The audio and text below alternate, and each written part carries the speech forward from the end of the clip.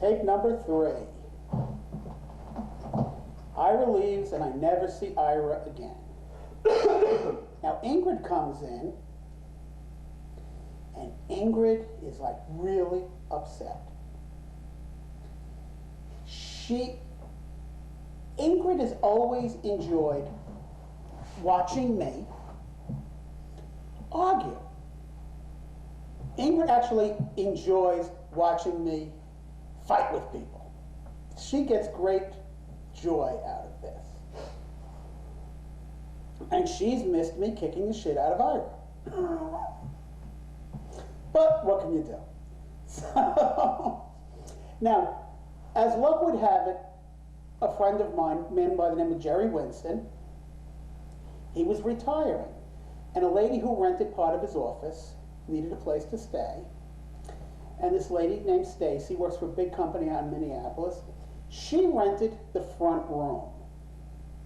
So I think they were paying me like $500 a month for her to have a place to work. So, now we know Stacy's going to be coming in. And at least we'll have some sort of money coming in now that Ira is gone. And now that it's coming to, it's around October. Ingrid has gone over, and Ingrid is going to be going to Hunter College. Ingrid has gotten an apartment with her boyfriend up on the Upper East Side, I think in the low 80s, on 2nd or 3rd Avenue. I don't remember exactly where. And she's going to go back to college, and she's probably going to work for me on a part-time basis. And this is, okay, it makes the financial strain a little bit less on me. She's going back to college, which shuts up her parents. And, I'll get by with the business however I'm going to get by. So, things are going along. And Ingrid comes in a couple of times. And I know Ingrid came in one time, and I had taken a picture of Ingrid. But the picture was basically Ingrid with her hand in front of her face. Because Ingrid is one of these people who will put their hand in front of their face so you can't get their picture. And Ingrid came in, and I hadn't seen her in 4 or 5 days. And I wrote on the picture, "I miss your smile," in one of those gold pens like you would use to sign autographs. The picture itself doesn't have her face? No, it does not have her face. It has her hand covering her face. And I wrote, "I miss your smile." And I hung it up on her little hutch where she worked. Ingrid had her own seat, her own desk, her own, this was Ingrid's world. Okay, it was pretty funny. Actually, Ingrid even said to Stacy, Ingrid and I, there were 2 bathrooms. One bathroom that I had cleaned, and the other bathroom, which Ingrid and I really didn't need, so I had never detailed it out. Ingrid didn't like Stacy using our bathroom. Ingrid told Stacy she had to use the other bathroom. Okay? This is how possessive Ingrid was of me. Ingrid and I could use the same bathroom, but nobody else could. Fine. So, can't believe you get the sun in your face from the backyard. Yeah, that's fine. So, Stacy didn't have a key, but we would always let Stacy in because we had order keys for Stacy. So now Stacy's working in the front office, and there's Ingrid and I playing cards all day. And when I wrote that "I miss your smile," when Ingrid left, the picture was gone. And then and I get, every night I would empty the wastebaskets. So when I went to go empty Ingrid's wastebasket, and God forbid Ingrid ever emptied her wastebasket, that would never happen. I looked for the picture, and there was no picture. So I'm figuring Ingrid took the picture. Okay, fine. What are you gonna do? I don't care. So all it said is, I miss your smile. And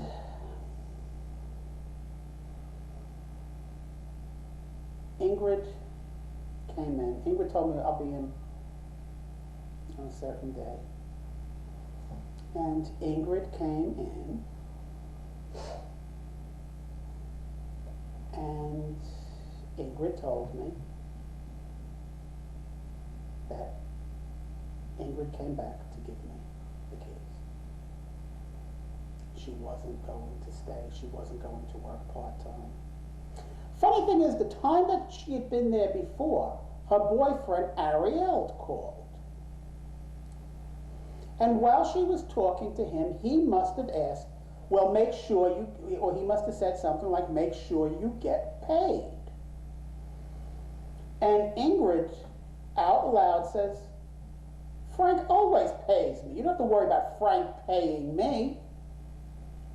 And I took it like, you know, first of all, why was she even saying it? And why was he even checking to see whether I was paying her or not? Okay, it's a pretty, you're living with, you're going to ask your girlfriend, make sure your boss pays you? Mm-hmm. Fine. But look, Ingrid's made her choice. I'm not it.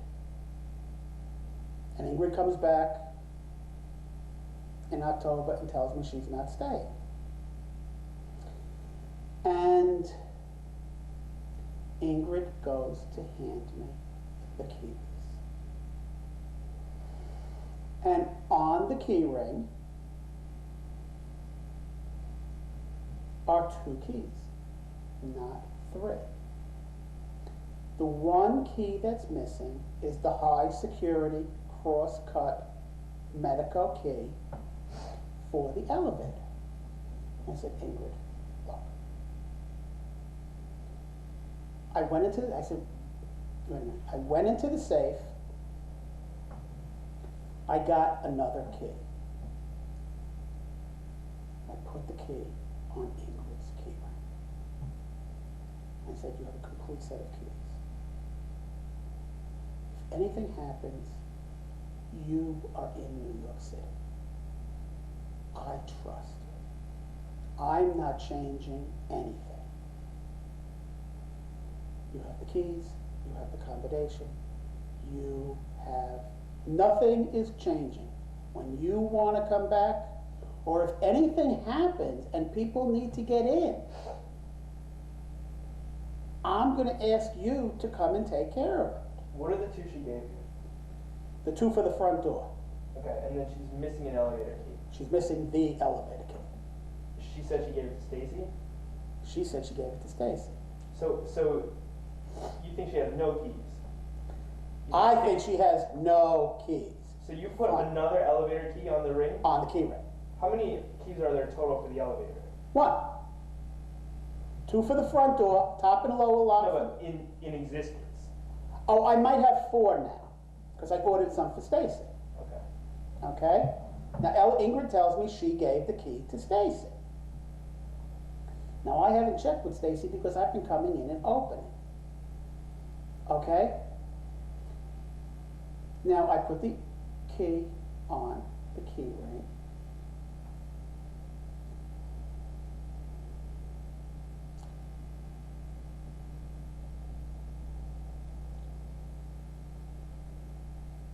And I hand Ingrid the keys.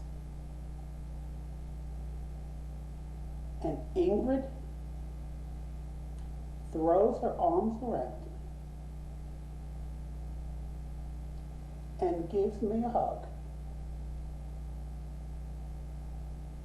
And this is 11 years later. Okay?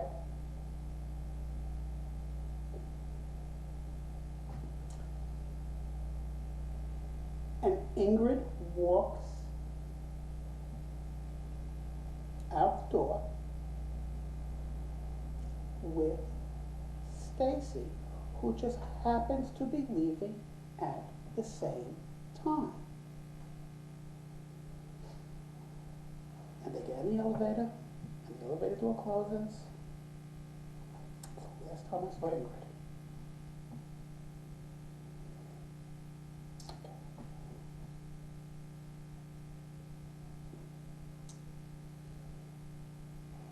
So about a half an hour later,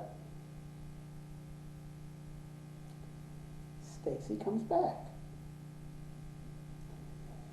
I said, Stacy, Ingrid said she gave you her elevator key.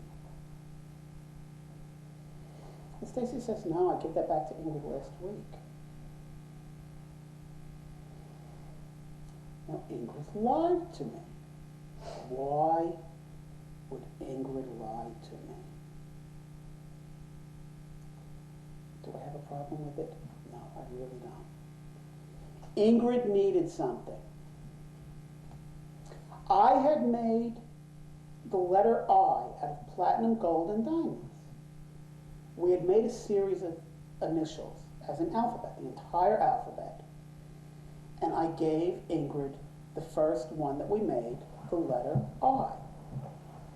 And her boyfriend would not allow her to keep it, and she gave it back. Okay, there's a big jealousy going on between him, and he's very jealous of me. Okay, so I don't know what she would say about me, but Ariel was very jealous of me. Okay, I don't know what went on in the relationship. I never saw him again.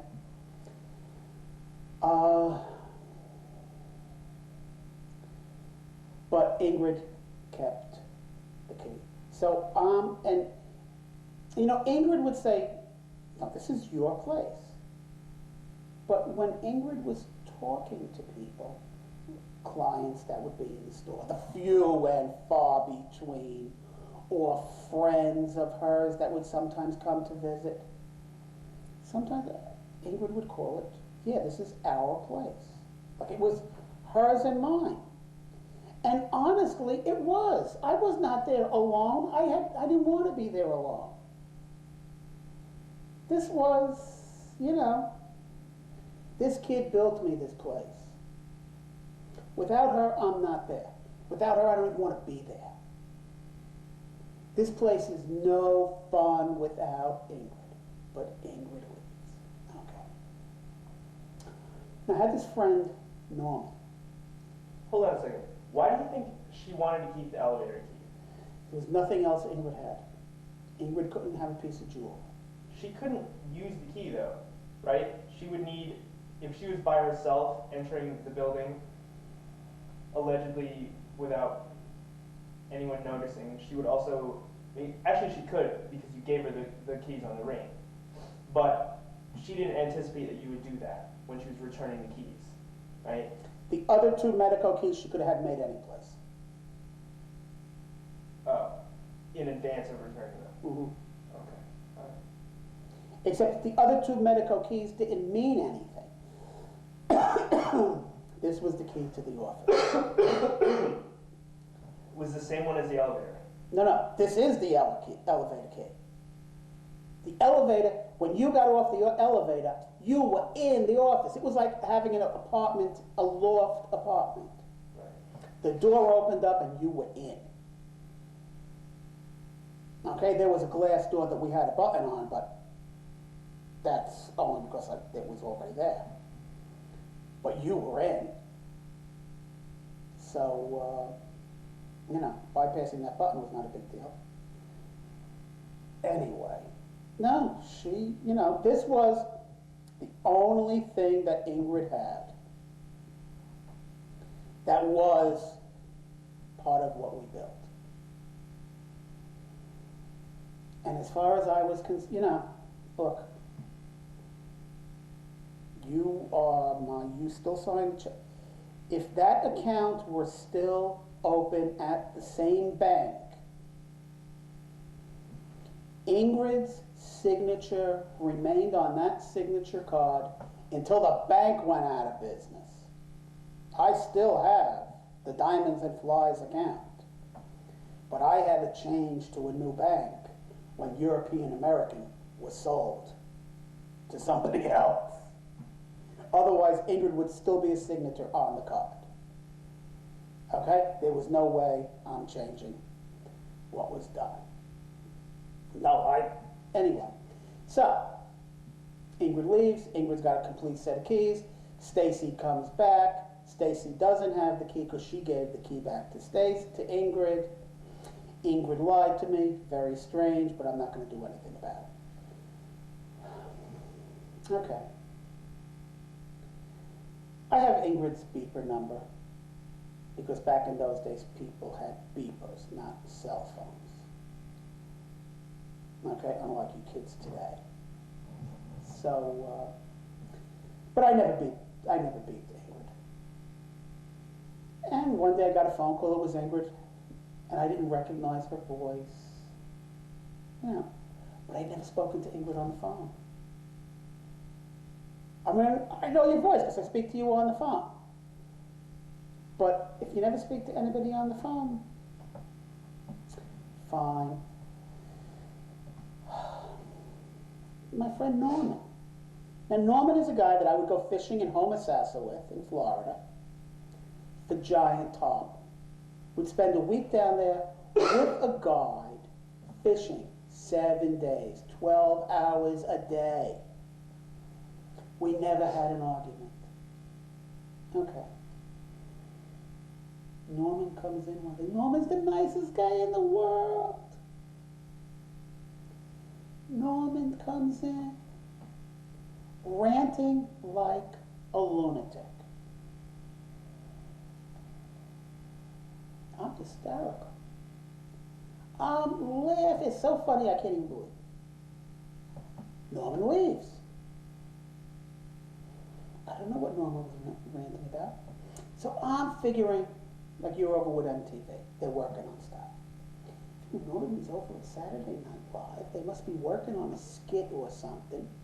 And Norman's playing with my head. Okay?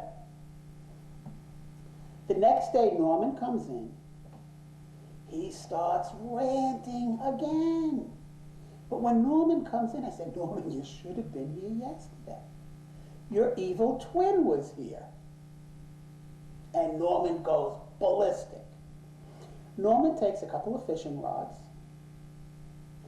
Norman wanted equipment, and we wanted to get set up with a company by the name of Scott Rod Company, which happens to be owned by William Clay Ford and one of the Gerber babies. And they opened this fishing rod company out in Telluride, Colorado. And I wanted to carry their fishing rods, but you had to put together a minimum order. And I didn't really want that many, and Norman wanted a bunch. So I let Norman buy a bunch at cost. And he left them on the rack, and Norman came in. I don't know what he was screaming about, but he took his fishing rods and he left. And I have never seen Norman again. We're together 3 years. 3 years. Norman leaves. What? Now it's me and Stacy alone in this office. What is Stacy like? Stacy is from Minnesota. Stacy Olson. Stacy Olson is like, Stacy is 6'4", 150. Tall, thin, dark, and attractive. Okay? And she's she's in the jewelry industry, and she's a professional. Stacy was actually the stone buyer. She purchased all the stones from the New York City stone dealers, whether it's color stones or diamonds. And then after she purchased them, they would ship them to the factory in Minneapolis. So she was their eyes and ears in New York City. and she rented my front office. And we'd talk, because Stacy and I were basically the same age. She was going through a divorce. Stacy's father was a doctor, and she was going through a divorce. Her husband was an accountant, and he didn't like being in New York. He was homesick. From Minnesota? From Minnesota. And he wanted to go back. And she said, no, I'm not leaving my job. I like New York. And I remember one day I overheard he was giving her a hard time about the divorce. And I overhear Stacy say, my father's a doctor, and we have a lot of money. And if you give me any more grief, I'm going to drag you through court and annihilate you. Stacy wasn't playing games. Stacy was a nice girl. Stacy was a woman. Stacy knew I loved Ingrid. Stacy knew Ingrid loved me. Actually, I'd ask Stacy advice. What the freak is going on here? Because suddenly you need a woman. I don't know. Men talk to men. Men are a bunch of idiots. We don't know what's going on in a woman's head. They do. Anyway, so I was trying to keep the business running. And, okay, so Ira's gone, Ingrid's gone, Norman's gone. And all of this takes place in about a week and a half. Okay? Just mass exodus. Okay. One evening in October, after Ingrid is gone and Norman is gone, I'm leaving to go home. And I lock up and I go to the lobby. It's probably 7 o'clock. And I go to the lobby and I lock the 4th floor. Now the 5th floor is locked, the 4th floor is locked, the 3rd floor is locked, the 2nd floor is locked. The 1st floor doesn't have a key because that's the store, that's street level. There is no elevator to the, okay? And the basement is unlocked. I said, oh, the basement is unlocked. This is not good. There could be homeless people sleeping in the basement. Let me go downstairs and check it out. Okay. So I go down. In the elevator, go down to the basement. And the basement is dark. And I don't realize how dark the basement is because the light from the elevator is shining in the basement. And I step out of the elevator. And the elevator door closes. All of a sudden, things start touching. Things start touching me. There's nobody there.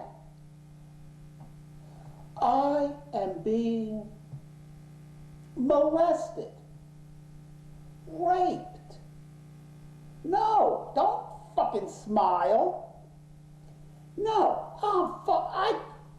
every fucking hair, no, every hair on my body is standing up.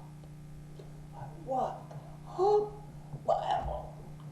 man, I'm hitting that fucking elevator button because that's there was one that little light beam in the middle of the elevator button is the only light in this fucking basement. If that light wasn't there, I probably would have died there. Because I would have not found the elevator.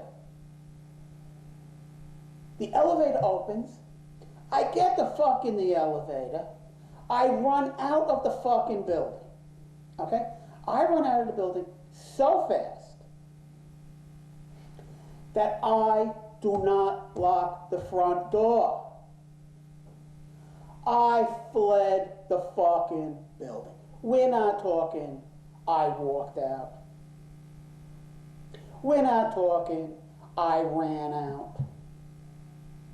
We're talking about, I fled the fucking building. Okay?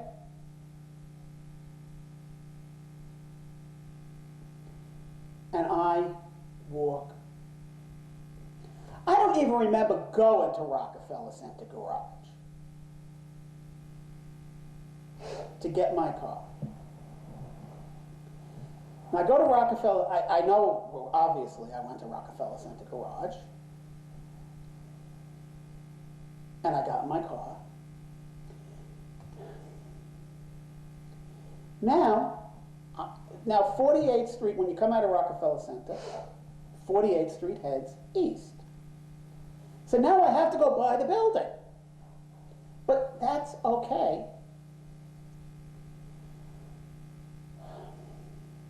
So I stop the car in front of the building on 48th Street, and I hop out and I lock the two doors. I lock the door, both locks. But I'm still shaking. This is something that,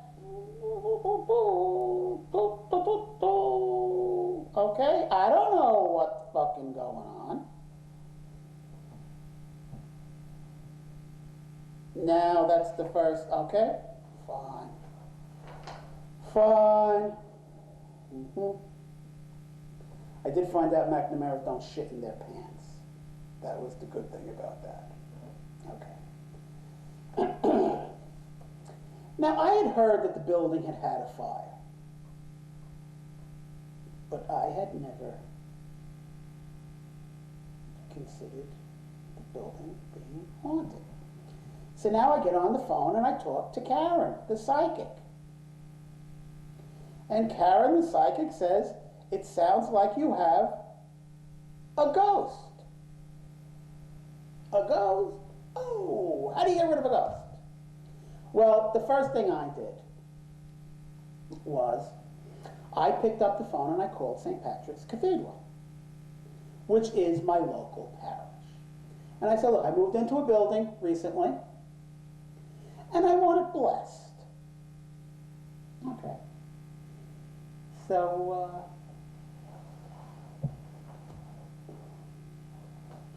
I get a call back. Priest will be over at like 2 o'clock in the afternoon, and he'll come and bless the building. So what do? What all good Catholic boys do. I take $100, and I put it in an envelope, and I got it ready for the priest. Okay?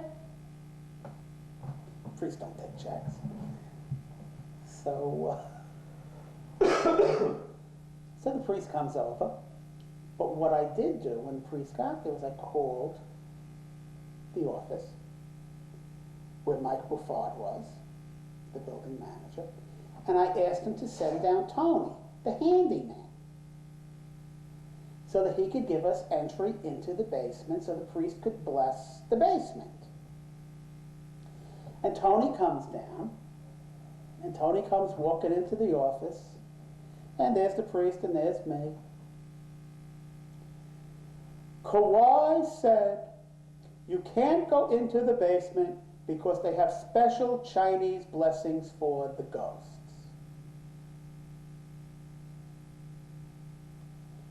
The first time anybody said anything about ghosts to me.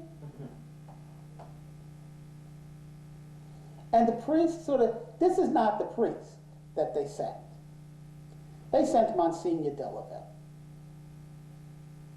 Okay, and where does Monsignor Delaville just come from? He had just finished blessing the new,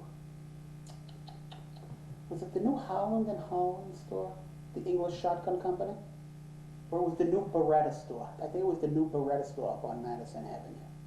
He's coming from blessing Beretta, the shotguns and pistols. Now he's coming to bless diamonds and flock. This must be his sporting day. And now the handyman says, you can't bless the basement because we have special blessings for the ghosts. Well, the priest sort of looks at me like, mm-hmm. So he does his little thing on the 4th floor, and I hand him the envelope, and he says, no, put it in the poor box when you have a chance. Okay, you know, it's a little odd that the priest doesn't take the money. The priest always takes it. You got a baptism, the priest takes the money. You got communion, the priest takes the money. You got confirmation, the priest takes the money. You want to say hello? The priest takes the money.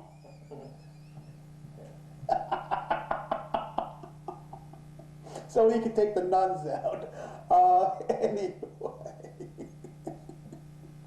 So the priest leaves. Monsignor Delafield leaves and Tony leaves. And I pick up the phone and I call Michael and I say, Mike, what the fuck did you do? Rent me the haunted mansion? Stacy's hysterical. Okay, because I told Stacy what happened to me. Did she believe you? Nobody ever, we're jewelers. We don't know from this stuff. We don't, well, Frank, I don't see anything. But Stacy had never been in the basement. And nothing had ever happened in the office, so it wasn't like, Stacy, weird fucking, oh, Stacy. You know. So now I've got Stacy's along chronicling this thing because she's the only one there. But they never bothered Stacy. They never bothered me in the office. What about the other businesses on the other floors? Did you ever speak to them? The 5th floor, the 1st floor has been sitting vacant for about 4 or 5 years before I got there. It was a company called Software Etc. Oh. Now the 1st floor, back in '97, the ground floor should have commanded about $60,000 to $80,000 a month in rent. Okay? It's vacant for the 3 or 4 years before I got there. Okay. The 2nd floor has been vacant equally as long. The 3rd floor has a certified public accountant, a Japanese man. Very nice man. He's been there about 25 years. I'm on the 4th floor, which has been vacant, and the 5th floor is vacant. Okay? So 3 out of 5 floors are empty. And you're talking about $125,000 a month that this landlord has been losing year after year after year. I don't know how you do that. Unless you're going to knock down the building and build something bigger. Now, if that were their plans were thwarted because this has a 20 by 100 footprint on the northeast corner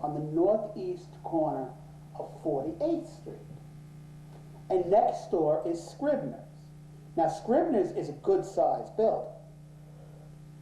But Scribner's is not big enough to go up. But if you were to take this building and Scribner's and maybe 1 or 2 or 3 of the little buildings on the other side of Scribner's, you'd have enough of a footprint to build a nice tall building. Except for one thing. Scribner's had gotten designated as a New York City landmark, which means nobody's touching it. So if you bought this for speculation purposes of ripping down Scribner's, that's not happening anymore. So you would think at this point, you'd start renting the place because you're not going to get any more than what you got. And it doesn't make sense to rip down a 5-story building to put up a 10-story building. So just rent it, it's prime space. But it sat empty. And I got to start to meet the Japanese guy on the third floor. Did you ever ask him about that? About the ghosts? He'd ever been down there and seen anything? They denied everything. They knew nothing about ghosts. Except that I did meet one of his former partners who left for no reason, another Japanese man. This one man, Hiroshi, worked in this office with 7 Japanese women. And on every window were all the feng shui beads to keep away evil spirits. Okay? But as far as they knew, there were no ghosts in this building. They did, however, tell me that Kauai, the Chinese lady, who runs all their businesses, had made her office on the 2nd floor. And she stayed for about 8 months and moved out of the building. They also told me that a jeweler had spent $150,000 to renovate the 4th floor, my floor, and he stayed 3 months.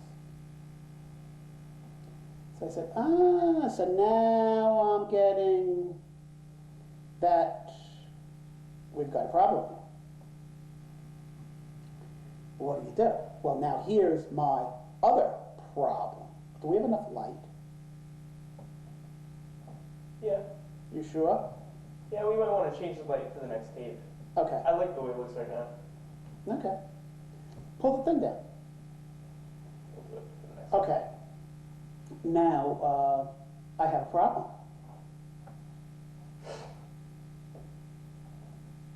I can't afford to leave. I've got nobody coming in this building. I've spent all my money. My partners have abandoned me. I'm all alone. And I don't have any money coming in. How do you afford to stay then? I stopped paying the rent. Okay. I said, Michael, I don't have any money, nothing's coming in. You rented me the Haunted Mansion. I have no money coming in. Whether verbally or in your mind, did you attribute the lack of business to the haunting nature? Not at that time. Not at that time. Because don't forget, you have the man on the 3rd floor who has a viable going concern. So what's the difference between his, if they're not bothering him, why are they bothering me? I don't know. And, I'm in a whole new situation here. I don't know from ghosts. Now I'm talking to Karen, the psychic. And Karen says to me, well, get salt. So I pour salt all the way around the perimeter. Here I am pouring salt.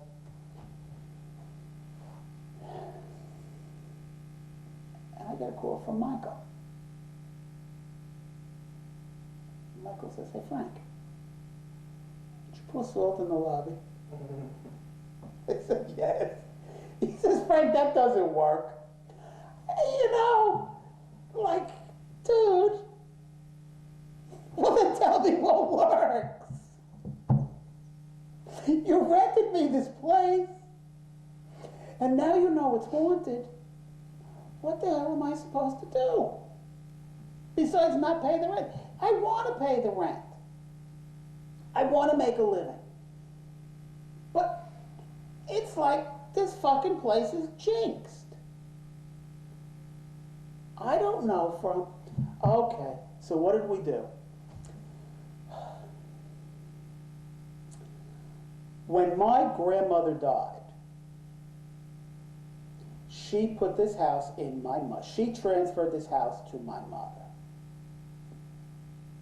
But this is really my house, okay? So I told my mother, take the house and put it in Helen's name, and I told my wife to go take a mortgage on this house. It was 75, my grandmother's will was 75% of this house would come to me, and 25% would go to my brother. So I told my wife, go out, get a mortgage, Why? What? because my brother is my stepbrother. Okay. Okay? And these are my grandparents, but not his grandparents. So they were giving him 25%, even though they didn't have to give him anything. Okay. So I said, Helen, go get a mortgage, give me $60,000. $60,000, I need it for the business, because I'm not fucking leaving. I finally made it. You make Fifth Avenue, there's no place but down. Then you have another problem. And this is probably my greatest concern, my biggest fear. Ingrid built this store for me. Ingrid has the keys. And Karen has told me, I'll see Ingrid.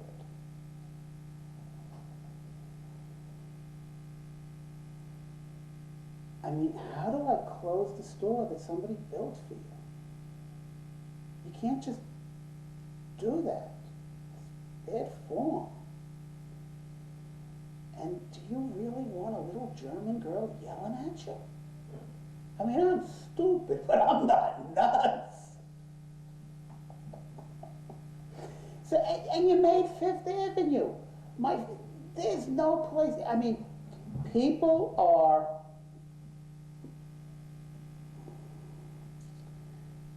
I mean, we've got people. People are calling my wife, women who live in our neighborhood,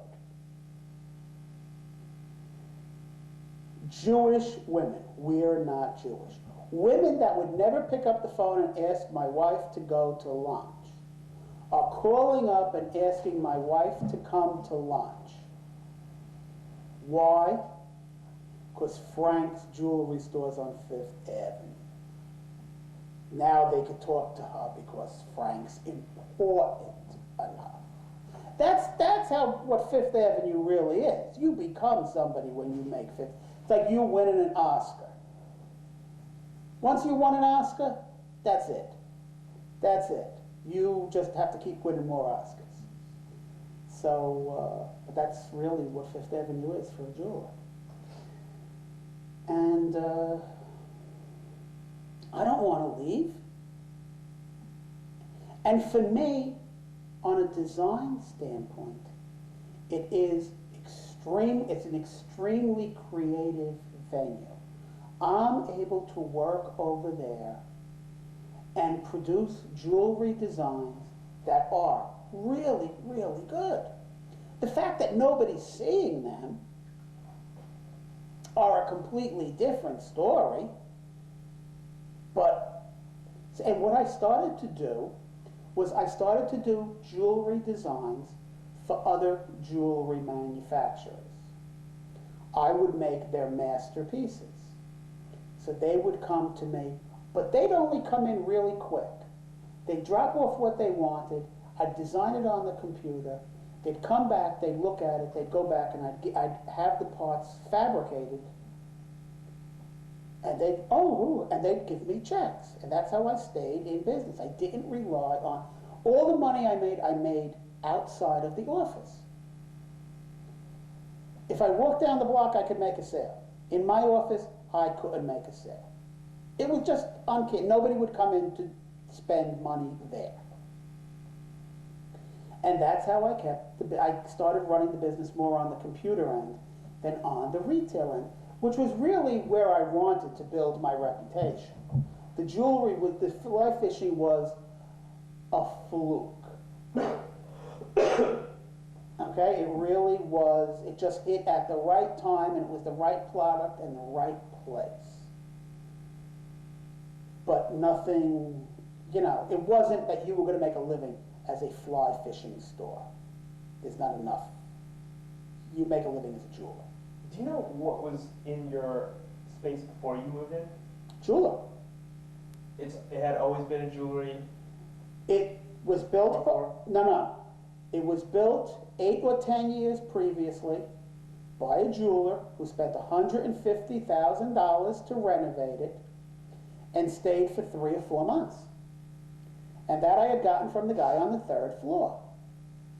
That's why the place had a vault and all the lighting and everything was set up just the way I needed it.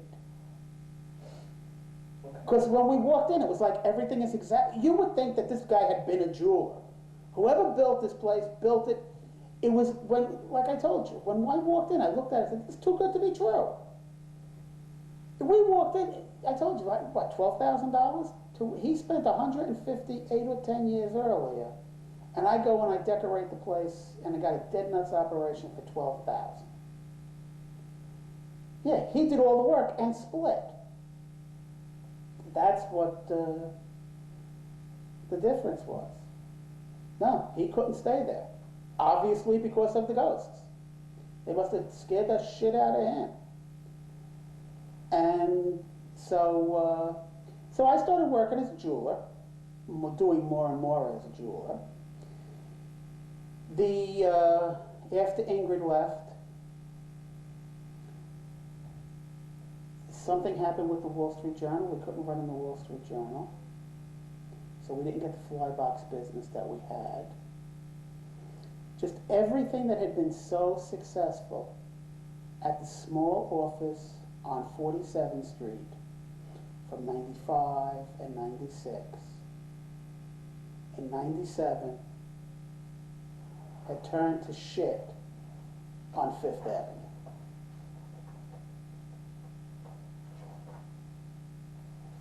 So, how much time you got left on that tape? A couple minutes. Okay. What are you up to in there?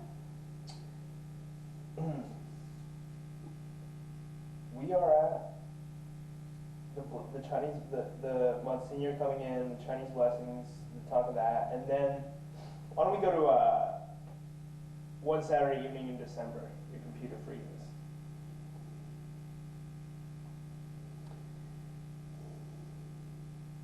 Does that light work? Yes. Top switch. Top switch. Top switch. Here, by the door. That's why I asked you. Is that better? Yeah. Well, I was liking how it looked, but Yeah, now but it's too dark. Yes, okay. It had a nice. Okay. Now, my computers, after speaking to your father, I had just spent, I'm talking about a Hewlett-Packard 917 Unix workstation. This freaking thing is state of the art. Okay? And I'm working on the computer, and all of a sudden, the computer freezes. Okay, fine. Now, I've got this computer for almost a year. This computer never freezes. Hewlett-Packard computers, you could shoot a tank round at them. They don't stop working. That's the beauty of HP back in the 90s. Okay? All right, maybe in the 90s. Maybe in the 90s. Not today. It's not the same corporation. Before it was HP brick shithouse. They just worked and worked and worked. Okay. My computer freezes. Fine. So I shut it off and I go to reboot it. And it won't reboot. Okay. It won't reboot. I have a very big problem with people breaking my things.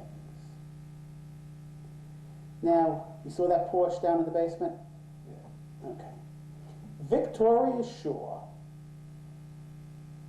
5'11" and 3/4. Her occupation was working on her tan. And she only wore pure white bikinis. Okay? And she was gorgeous. Was thrown out of my life when she broke the door handle in my Porsche. So that's the extent to which I don't like people breaking my things. This was Now- your girlfriend? This is an old girlfriend, pre-Helen.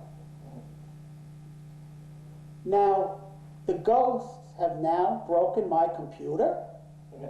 Oh, uh-oh, here we go. We have a problem. So, what do I do? What do I do? Okay, I'm Italian. First thing I do is stand up. Now I'm pissed. Okay? I am screaming at these fucking ghosts. Okay? But I'm not screaming at the ghosts. I'm pissed. I am so pissed that I tell my father, the guy upstairs, he better get these motherfuckers out of my office right now. And I escort these ghosts to the fucking door. And I open the door, I press the elevator, and I throw their fucking asses out of my office. I'm pissed. Fuming fucking pissed. You don't break my fucking computer. Besides, I gotta pay the fucking lease. That thing's gotta... That computer is single-handedly keeping me on Fifth Avenue. Break it, you're dead. You're dead already. No, you ain't dead yet, baby. Break my fucking computer, I'll show you what dead is. I'll throw them out of the office. Not 5 minutes after I throw them out of the office, some guy comes in and buys a couple of fly boxes. Then, who shows up? My wife and my son. How do you throw them out of the office? I threw them out of the office just the way I would throw somebody with a body out of the office.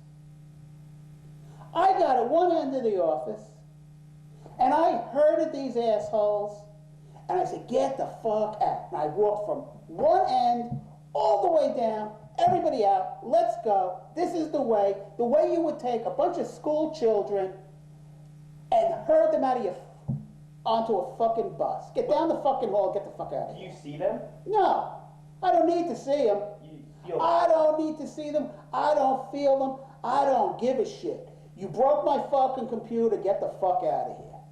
Get the fuck out of here.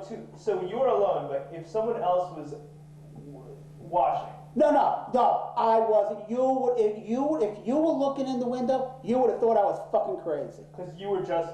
Oh no, I'm talking to you, I'm talking to them just the way I'm telling you right now. Get the fuck out. Get the fuck out of my fucking office. There's no ands, ifs, or buts. Get the fuck, Father, get these fucking guys out of here. Get these fucking guys out of my fucking office. And I walk all the way down, I got the clicker in my pocket, I open up the fucking door, get out! I press the fucking elevator button, get on the fucking elevator and get the fuck out of here. The guy comes in, my wife and my son come in. Ooh. Oh, whoa. I went back and the computer went off. I went back into the office, I sat down at the computer, I turned the fucking power button on, and the computer went on. Don't fuck with me. Okay? You like this shit, huh? You'll be playing this for your girlfriend, aren't you? No. I better not see this on MTV. I absolutely will never play this for anybody. Anyway, but this is how I'm making a living. But I don't mind. I'm enjoying designing, because that's really what I am. Now, all through this whole thing, I'm getting phone calls. I'm getting hung up on. I'm getting phone calls, and I'm getting hung up on. But I don't know who it is.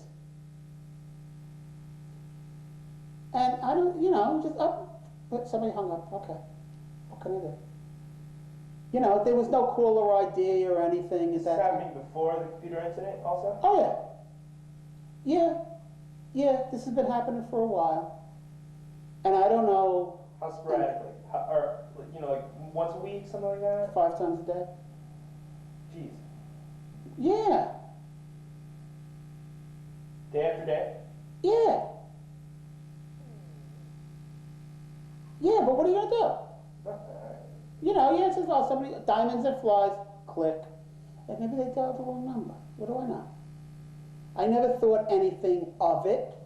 The only thing you would sometimes think of being a jeweler is that maybe somebody's checking to see if you're there. You're starting to blink. Somebody's checking to see if you're there because maybe they want to try and rob you. See, jewelers always think of security first. So was somebody thinking about doing anything? I don't know. But, it wasn't that big a deal. So I'm designing, and I'm staying in business, and Helen didn't give me money that Christmas. I continued working, and I was very angry that I never heard a word from Ingrid. Not a Christmas card, nothing. But at this point in time, the phone calls, you have no idea or consideration that could be Ingrid. No.